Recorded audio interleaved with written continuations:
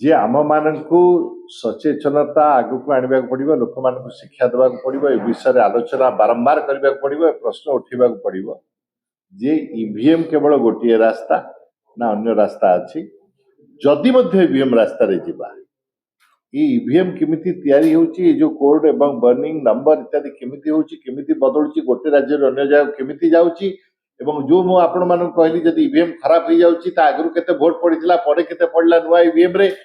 जदि प्रक्रियाटा को स्वच्छता स्पष्टता सहित करा जाई परिबो लोक मानक मन रे विश्वास आना जाई परिबो ताले होय ता हमें टेक्नोलॉजी ऊपर जाई परिबा किंतु जेतेबेले अनेक प्रश्न रे बड़ी उत्तर मिलु नाही सेतेबेले संदेह उठुची प्रश्न उठुची आमर ऑब्जेक्टिव होची बिजु जनता दल जे भारतीय गणतंत्र एते मूल्यवान एते परिश्रम कष्ट करी आमर पूर्वज माने आम पाखु एटा आनिचंती ताको बंचे रखिबा को हेले या ऊपर आउरी इंप्रूवमेंट आनिबा को पड़िबो स्पष्टता एवं स्वच्छता आनिबा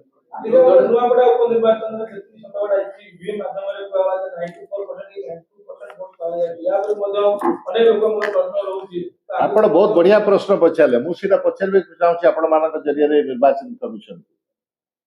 आमर जो 5टा बेलू राति 11:45 जो नंबर बढ़ी बढ़ी चलुची भोटर मोर प्रश्न होची 5टा बेले जिते मतदान बंद हवा कथा तापर केते जण लोक भोट देले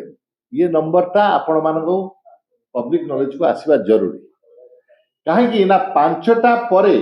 जिते लोक भोट देले कौन सी रेकर्ड आसुनी कि लास्ट लोकटा राति 11 भोट देला राति 12 भोट देला एभली जदि तथ्य बारंबार आम मान लोकलोचन को आड़वा ताहले निर्वाचन प्रक्रिया पर लोकंर आस्था रही आमर बिजु जनता दल तरफ निर्वाचन कमिशन पाखे दाबी अनुरोध जे भारतर गणतंत्र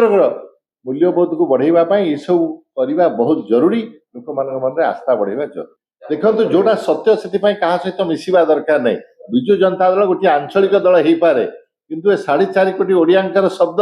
निश्चित पहुंचो जदि आम सत्य उपरे एवं तथ्य उपरे आधार करवा बिजु जनता दल दाबी सत्य एवं तथ्य उपरे आधार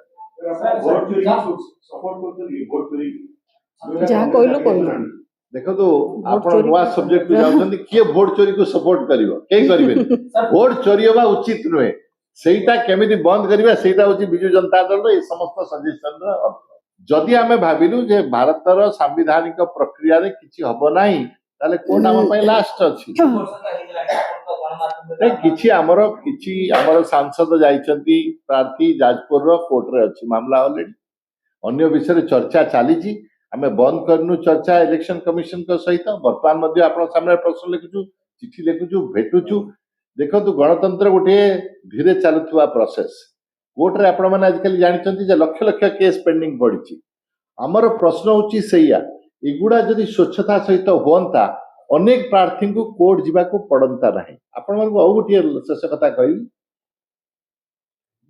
गणतंत्र सुरक्षा पाई सांविधानिक दायित्व अच्छी इलेक्शन कमिशन के पाखे आपण जो स्वाधीन प्रार्थी होइथिबे कटक पार्लियामेंट्री क्षेत्र नहतु जोठु मु लड़ीଥିଲି 1677 पोलिंग बूथ अच्छी आपण स्वाधीन प्रार्थी भाव 1677 एजेंट लगे पारि से निर्वाचन कमिशन तांकर दायित्व जदि भल भाव निभाते उत्तर दियंते